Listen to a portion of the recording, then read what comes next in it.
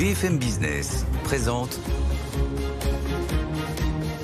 Edwige Chevrillon, la grande interview. Bonsoir à tous, bienvenue dans cette grande interview. On va parler de ChatGPT, on va parler d'IA, on va parler de TikTok, puisque mon invité, c'est Jean-Noël Barrot, ministre délégué en charge de la transition numérique et des télécommunications. Jean-Noël Barrot, bonsoir. Bonsoir, Edwige Chevrillon. Merci d'être là. Vous êtes un peu le monsieur tech du gouvernement. Ça tombe bien, il y a beaucoup d'interrogations en ce moment. Il y a une sorte de grogne, de révolte même, qui monte contre ChatGPT, qui pourtant révolutionne tout. On voit bien, que ce soit l'éducation nationale, que ce soit notre métier de journaliste, le métier de photographe. On reviendra un petit peu plus tard. Vous avez entendu donc Éric Bothorel, député que vous connaissez, La Renaissance porte plainte devant la CNIL parce que dans ChatGPT, il y a des informations fausses. Je me suis livré à un exercice. J'ai tapé Jean-Noël Barrot sur ChatGPT. Et alors, vous êtes né en 1983 à Suresnes, alors qu'en fait, vous êtes né dans le 7e arrondissement en 1981. Vous avez fait des études à Oxford, vous avez enseigné à Cambridge, alors que vous avez été à HEC. Très flatté. Et vous avez été au MIT. Bref, il y a énormément. En plus, vous n'êtes pas du tout ministre, vous êtes toujours député. Ça, pour le coup, c'est exact. Mais par contre, je ne savais pas que vous aviez changé de parti. Vous n'êtes plus au Modem, vous êtes à la Renaissance. Donc, c'est dire s'il y a énormément d'erreurs. Est-ce que vous allez porter plainte devant la CNIL ? Vous voyez, après la vague d'enthousiasme des premiers jours, succède une vague d'inquiétude et de critiques très fortes sur ChatGPT qui ont donné lieu en Italie à une décision de la CNIL d'interdire purement et simplement ChatGPT. Je crois qu'il faut raison garder et voir ce qui, dans ChatGPT, relève de la prouesse technologique, mais là où sont les limites de ChatGPT. Et de toute évidence, il y a un certain nombre de questions qui se posent quant au respect par ChatGPT de notre réglementation sur la protection de la vie privée et des données personnelles, qui est le RGPD. C'est ce qu'a souligné la CNIL italienne. C'est ce que veut soulever également Éric Bothorel quand il dit que ces agents conversationnels, ChatGPT, qui doivent s'entraîner sur des échantillons très vastes de données, ils n'ont pas tout à fait encore dit la manière dont ils comptaient protéger les données des personnes physiques lorsque ces données-là figurent dans les jeux d'entraînement de ces modèles. Et les CNIL européennes vont devoir se mettre au travail pour regarder tout simplement si le RGPD est respecté et sinon la manière dont nous devons combiner la manière dont on encadre l'intelligence artificielle d'un côté et la manière dont on encadre la protection de la vie privée de l'autre pour que l'innovation en intelligence artificielle puisse continuer de se développer en Europe. L'intelligence artificielle, nous en avons besoin et elle apporte beaucoup au quotidien pour se déplacer, se loger, s'informer, nous sommes d'accord, se soigner, mais pour que cela respecte un certain nombre de principes auxquels nous sommes très attachés. Oui, mais du coup, je vous repose la question, est-ce que vous allez porter plainte, par exemple, dès lors que vous voyez que les informations sur vous sont fausses, ça serait un signe fort quand même. Parce que j'ai vérifié les biographies de différentes personnes, je peux vous dire que c'est très faux. Et moi, je m'en sors plutôt bien, donc je trouve ça formidable. Mais vous voyez la question. Ce que nous faisons, c'est d'une part, au niveau européen, peut-être qu'on en reparlera, nous travaillons à un règlement sur l'intelligence artificielle. Là, je vous pose la question. Et au niveau français, j'ai saisi au début de l'année le comité national pour l'éthique du numérique qui va nous rendre un avis dans quelques mois, qui va couvrir ces sujets-là de respect par ChatGPT et les autres agents conversationnels de ce genre-là, leur conformité avec notre réglementation. Alors, comme vous ne répondez pas à ma question, je vais la poser différemment. Est-ce que vous soutenez la démarche du député Éric Bothorel ? La démarche d'Éric Bothorel, de toutes celles et ceux qui veulent faire valoir leurs droits devant la CNIL, elle est légitime. Ensuite, si vous me demandez si je trouve que la décision de la CNIL italienne d'interdire ChatGPT était la bonne, ma réponse est non. La bonne réponse, c'est de trouver le cadre qui est à la fois protecteur des données personnelles et de la vie privée, et à la fois propice au développement de l'intelligence artificielle en Europe, sans quoi c'est ailleurs qu'elle se développera, et nous la subirons plutôt que de la maîtriser. D'accord, mais en même temps, vous-même, vous avez dit l'argument des Italiens, qui est de dire ça ne respecte pas le RGPD. Donc, c'est peut-être eux qui ont raison, parce que le RGPD, la France y a participé, c'est même eux, la CNIL, qui a été à l'initiative du RGPD. Et si je dois être un peu plus précis, dans les plaintes qui ont été déposées devant la CNIL italienne et dans les motifs que la CNIL italienne a cités, il y a deux choses.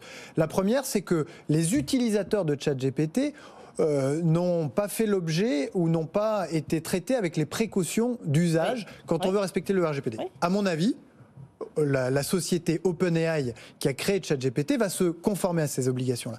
Mais la deuxième des questions qui est soulevée, c'est de savoir si nos données personnelles qui sont dans ces grands jeux d'entraînement utilisés pour le développement de ChatGPT sont correctement protégées. Et ça, c'est une question qui est posée au RGPD dont nous fêtons le 5e anniversaire cette année et qui à l'époque a été conçu à un moment où ce type de système d'intelligence artificielle n'existait pas. Donc pour vous, la CNIL doit jouer ce rôle, en fait. C'est pas de contrôle, mais enfin la CNIL française. C'est là où ça va se passer. La CNIL française et les CNIL européennes doivent nous indiquer très clairement, après avoir fait leur travail, si oui ou non le RGPD est respecté, et sinon, nous proposer une façon de faire évoluer notre cadre, et peut-être le RGPD 5 ans après sa création, pour faire en sorte qu'on protège les données des citoyens européens, tout en permettant le développement de l'innovation en Europe. Oui, donc voilà, il faut peut-être faire évoluer le cadre. Exactement. Oui, ça c'est un point important. Lorsqu'on regarde ce qui se passe autour de l'intelligence artificielle, vous avez raison de dire, si on l'interdit, attention, ça va se développer ailleurs. Bien évidemment. C'est un peu ce qui s'est passé en Chine, mais qui du coup essaie de rattraper le mouvement. Pour la France, comment vous voyez ça ? La France est une grande nation de mathématiques et les mathématiques, c'est la base de l'intelligence artificielle. C'est la raison pour laquelle, d'ailleurs, la plupart des grands laboratoires, ceux de Google, ceux de Meta, etc., sont dirigés par des Français. Il y a 5 ans, on a constaté qu'on avait ces atouts-là et le président de la République a voulu lancer une stratégie nationale consacrée à l'intelligence artificielle. À l'époque, il avait demandé un rapport à Cédric Villani. On a consacré 1,5 milliard d'euros à cette stratégie. On a fait naître des centres d'excellence qu'on a appelés les instituts interdisciplinaires pour l'intelligence artificielle à Nice, à Toulouse, à Grenoble et à Paris. Et ces instituts ont permis de décupler, de démultiplier le nombre de chercheurs, le nombre de doctorants et le nombre de diplômés en IA qui a doublé. Mais maintenant, on voit bien quand même que la roue s'accélère énormément là en ce moment. Qu'est-ce que vous pouvez faire ? Et est-ce que c'est à vous, gouvernement, de faire quelque chose ? Il faut beaucoup de moyens derrière quand même.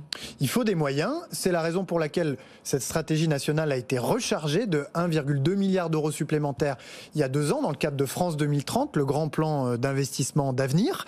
Et ces crédits ont vocation à soutenir la recherche universitaire, la formation des talents. Il y a 700 millions consacrés à la formation des talents en IA. Et puis, bien évidemment, soutenir l'investissement des entreprises parce qu'il en existe en France qui s'engagent pour développer des modèles comme ChatGPT. La meilleure preuve, c'est qu'avant ChatGPT, il y a un modèle que la France a initié qui s'appelle Bloom, qui est né en France grâce au supercalculateur Jean Zay du CNRS et qui est open source, donc qui correspond un peu plus à nos critères, à nos préférences et qui est une base de départ pour que se développent en France des modèles comme ChatGPT. Parce que le grand danger derrière avec le traitement de ces données, de ces fausses données éventuelles, c'est des données, savoir si vous êtes né en 81, 83, c'est dommage, mais enfin c'est pas fondamental. Par contre, derrière, c'est toutes les données nuisibles. Et après,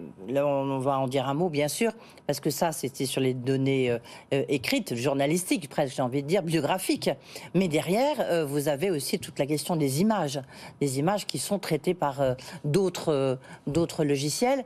Mais là aussi, où on a bien vu le pape en doudoune, on a vu Emmanuel Macron au milieu des manifestations. Donc, comment traiter ces effets nuisibles, enfin qui sont plus que nuisibles ? Au niveau, l'Europe est la première démocratie du monde à s'être dit, on va créer un cadre pour le développement de l'intelligence artificielle. Si, parce que le premier élément de ce cadre, c'est la transparence. Lorsqu'une image sera créée avec l'intelligence, avec le règlement sur l'IA, dont les députés européens sont en train de régler les détails aujourd'hui, lorsque une image sera publiée qui a été conçue avec l'intelligence artificielle, il faudra signaler que cela a été le cas pour que chacun puisse différencier l'homme de la machine, ce qui vient de l'humain, de ce qui vient de l'intelligence artificielle. Et puis ensuite, ce que dit ce règlement, c'est qu'il y aura des usages pour lesquels l'intelligence artificielle est interdite. Exemple, la surveillance générale des populations. Qu'il y aura des usages qui sont critiques pour lesquels l'utilisation de l'intelligence artificielle sera conditionnée à des obligations de transparence et d'audit avant la mise sur le marché. Exemple, le transport ou la santé. Parce que lorsqu'il y a des défaillances dans ces domaines-là, ça peut engager des vies humaines. Et puis il y aura des usages qui sont moins sensibles pour lesquels l'intelligence artificielle est librement utilisable. Ça sera l'IA, ça sera comme le DSA, le DMA, c'est des actes qui vont être qui vont s'appliquer pour tout le monde au sein de l'Union européenne. Absolument, ça fait partie de cet ensemble de réglementations nouvelles que l'Europe s'est dotée pour dire une chose simple, si vous voulez entrer sur le plus grand marché économique du monde, alors il vous faut vous conformer à un certain nombre de principes auxquels nous, Européens, sommes attachés. La concurrence équitable, le respect de la vie privée, puis s'agissant de l'intelligence artificielle, eh bien, un certain nombre d'usages qui sont interdits, et puis le respect d'obligations de transparence pour que chacun puisse savoir, quand il est confronté à une image, si oui ou non, elle a été conçue avec une intelligence artificielle. Ça va sortir quand ? Ça va être adopté dans les prochains mois et ça va commencer à s'appliquer à l'horizon 2025. Mais c'est loin 2025, vous voyez, c'est ça, c'est la lenteur. C'est la lenteur, mais l'Europe est en avance. Aucune démocratie dans le monde n'a encore... On ne sait même pas où on sera en 2025.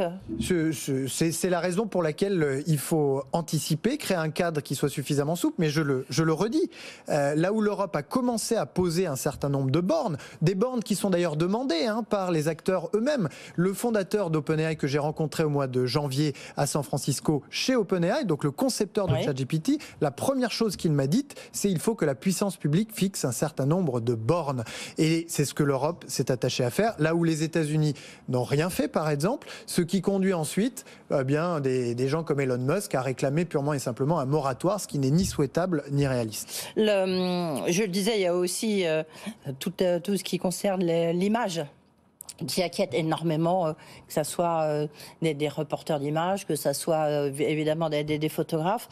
On a vu Midjourney, Daily tout. Il y a beaucoup de logiciels comme ça qui se développent. Est-ce qu'il faut revoir les conditions des droits d'auteur ? On sait que ça a été extrêmement compliqué, ça a été un processus très lent. Est-ce qu'il faut revoir à l'aune de ce qui se passe justement avec l'intelligence artificielle dans le domaine de l'image ? Je le crois. Je pense qu'il y a un certain nombre de problèmes qui sont traités par le règlement sur l'intelligence artificielle. On a évoqué tout à l'heure les questions liées à l'articulation entre l'intelligence artificielle et le RGPD. Je crois qu'il y a un troisième point qui est fondamental, qui est la juste rétribution des créateurs. Pourquoi ? Parce que l'intelligence artificielle générative n'est pas créative. Elle réagence des contenus préexistants. Et ces contenus, ils ont été produits par quelqu'un, par des artistes, par des journalistes. Et il convient que ces artistes et ces journalistes, ils soient justement rétribués. Et donc dans les mois et les années qui viennent, il nous faudra trouver une manière de faire en sorte que celles et ceux dont les contenus sont utilisés par les intelligences artificielles pour générer des contenus nouveaux puissent être dûment rétribués. Mais alors comment ? Est-ce que ça sera ce qu'on appelait l'opt-out, c'est-à-dire qu'il faut faire la démarche, ou alors il faut que ça soit inclus dès le départ ? Est-ce que ça sera au niveau européen, ou ça sera dans... Parce que pour l'instant, il n'y a aucune mesure on retrouve dans l'e-Act, il n'y a aucune mesure qui concerne justement le droit à l'image et la rémunération. Non, c'est vrai, et c'est une réflexion qui commence tout juste, puisque, bon, il y a quelques mois, ChatGPT n'existait pas, Midjourney non plus. Oui, c'est pour ça que quand vous me parlez de 2025, je trouve que ça fait très loin, on sera déjà passé à autre chose. Mais cette question des droits d'auteur, elle va devoir, et de la propriété intellectuelle, elle va devoir être traitée. Et là encore, Sam Altman, dirigeant d'OpenAI, concepteur de ChatGPT, lorsque je l'ai interrogé sur ce sujet, il m'a fait part de sa conscience du problème et qu'il fallait le régler. Je crois qu'il y a déjà des contentieux en cours aux États-Unis. En France et en Europe, on a, avec les droits voisins, trouvé une solution pour l'une des dimensions de la valorisation des contenus produits par les journalistes sur Internet. De la même manière, il va nous falloir trouver la manière de les rétribuer lorsque leurs contenus sont réutilisés par l'intelligence artificielle. Voilà, mais est-ce qu'on ne peut pas aller plus vite ? Parce que c'est là où le temps des politiques, on parle beaucoup de temps sur un autre sujet sur lequel je ne vais pas vous interroger, évidemment, celui des retraites. Mais le temps politique n'est pas du tout le temps du business, comme encore moins le temps du digital ou de la tech. Est-ce qu'il ne faut pas un peu accélérer ? Je crois qu'on est déjà en avance sur le reste du monde. Je crois qu'il faut évidemment avancer rapidement, mais sans non plus donner l'impression que l'Europe serre tous les boulons et interdit toute forme d'innovation avant même de l'avoir vu naître sur son sol. Donc il faut, comme on a su le faire dans d'autres domaines ces dernières années, trouver un cadre qui soit suffisamment souple et propice à l'innovation en Europe et à la fois suffisamment protecteur pour les citoyens mais aussi pour les créateurs de contenu. Donc il faut vitesse, y aller. Bref, mais pas précipitation. Oui, mais vous dites, il faut trouver une solution en tous les cas pour le monde de l'image. Si je vous dis que tout ça est un peu lent, on peut aussi prendre le sujet, pardonnez-moi, du métaverse, parce que vous avez demandé un rapport qui vous a été remis, donc en octobre 2022, mais j'ai envie de dire c'est encore un rapport avec des mesures. Où est-ce que vous en êtes Vous voyez, est-ce qu'il ne faut pas changer de logique ? Non, on avance. Ou de logiciel, puisque, pardon, on est plutôt dans les logiciels. On avance sur ce sujet du métavers et des univers immersifs, qui sont l'une des tendances qui va définir l'Internet demain, qui a beaucoup d'applications pour la culture, évidemment, mais aussi pour l'industrie, la formation, la santé. J'ai annoncé cette semaine le lancement d'une consultation publique. D'une consultation publique, puisque jusqu'à présent, nous avions interrogé les experts. Nous sommes arrivés à un certain nombre de conclusions qui esquissent une stratégie pour le métavers appliqué aux domaines économiques que sont l'industrie, la formation, la santé. Et avant de la cristalliser, nous avons souhaité faire une consultation publique pour que chacun puisse y contribuer, y participer. Elle est ouverte sur le site de la Direction générale des entreprises jusqu'à début mai. Oui, d'accord. Simplement, on voit Disney qui arrête son métaverse. On voit il y a des entreprises aussi. Est-ce que quand même il ne faut pas avoir peut-être une autre démarche? Je me permets d'insister parce que je me demande si c'est la bonne réponse, ce que vous nous dites. Je crois que les univers immersifs auront dans les années qui viennent des applications très sérieuses et très concrètes et qu'elles sont là pour rester. La chance que nous avons, c'est que en France, des acteurs comme Dassault Systèmes dans le domaine de l'industrie de la santé, de la ville intelligente, des acteurs comme Ubisoft dans le domaine du jeu vidéo maîtrisent les briques technologiques sous-jacentes. Et donc, avec les briques technologiques sous-jacentes et le savoir-faire français en matière à la fois culturelle d'un côté, mais aussi industrielle et en santé, nous avons de quoi développer une offre de bout en bout des univers immersifs qui vont des briques technologiques, ce qu'on appelle les moteurs, jusqu'à la distribution des contenus, et sans savoir exactement ce à quoi les métavers seront utilisés au quotidien dans 10 ans, nous veillons à ce que dans 10 ans, nous ne soyons pas dépendants de grandes puissances, les États-Unis, la Chine pour ne pas les citer, pour le développement de ces technologies-là. Alors justement, vous faites encore une fois, vous me tendez une perche, on va poursuivre avec TikTok et l'autre gros dossier. On est un peu, j'ai envie de reprendre la phrase de Gainsbourg, il est interdit d'interdire, mais c'est vrai que là, il y a des questions aussi très fortes autour de TikTok, qui a un succès fou auprès des jeunes. Et la question se pose, est-ce qu'il faut interdire TikTok? Alors au niveau du gouvernement, j'espère, vous n'avez plus l'application TikTok sur votre téléphone. Je l'ai jamais eu. Vous l'avez jamais eu? Non? D'accord. Est-ce qu'il faut interdire TikTok? Je sais que le 10 mars, je crois que vous avez rencontré des dirigeants de TikTok. Ils font une offensive, évidemment, de communication pour expliquer, mais non, on est prêt à montrer patte blanche. Qu'est-ce que vous leur répondez? Je leur réponds que nous avons interdit le téléchargement des applications récréatives comme TikTok, comme Instagram par exemple, sur les téléphones qui sont fournis par l'État aux agents publics. Pourquoi est-ce que nous avons fait cela? Parce que lorsqu'on s'inscrit sur l'une de ces applications, et TikTok est un très bon exemple, beaucoup de données du téléphone sont sollicitées. Vous voyez qu'on vous demande si vous êtes d'accord de donner accès à vos contacts, à vos photos, à votre agenda, etc. Ces données-là, qui sont collectées par les applications en question, elles présentent un risque de fuite, et c'est ce que nous voulons absolument éviter pour les téléphones des agents publics. Donc nous avons pour les autres, pour ceux qui ne sont pas membres du gouvernement, qui sont le commun des mortels, vous dites quoi? Au commun des mortels, je lui dis vigilance dans l'espace numérique en général. Le gouvernement travaille à mettre un certain nombre de protections, mais il n'est pas question de supprimer la liberté de télécharger sur son téléphone personnel un certain nombre d'applications. Soyez attentifs aux conditions générales d'utilisation, soyez attentifs aux données que ces applications sollicitent de votre part, puisque dans le monde numérique, il peut toujours y avoir des fuites, il peut toujours y avoir des pertes de données, et il faut donc en avoir conscience au moment où on accepte de livrer ces données à soi. Pour montrer patte blanche, TikTok dit qu'ils vont créer des centres de données en Europe. On est d'accord que c'est pas suffisant, parce que ça permet, on peut très bien les regarder vue de Chine, hein.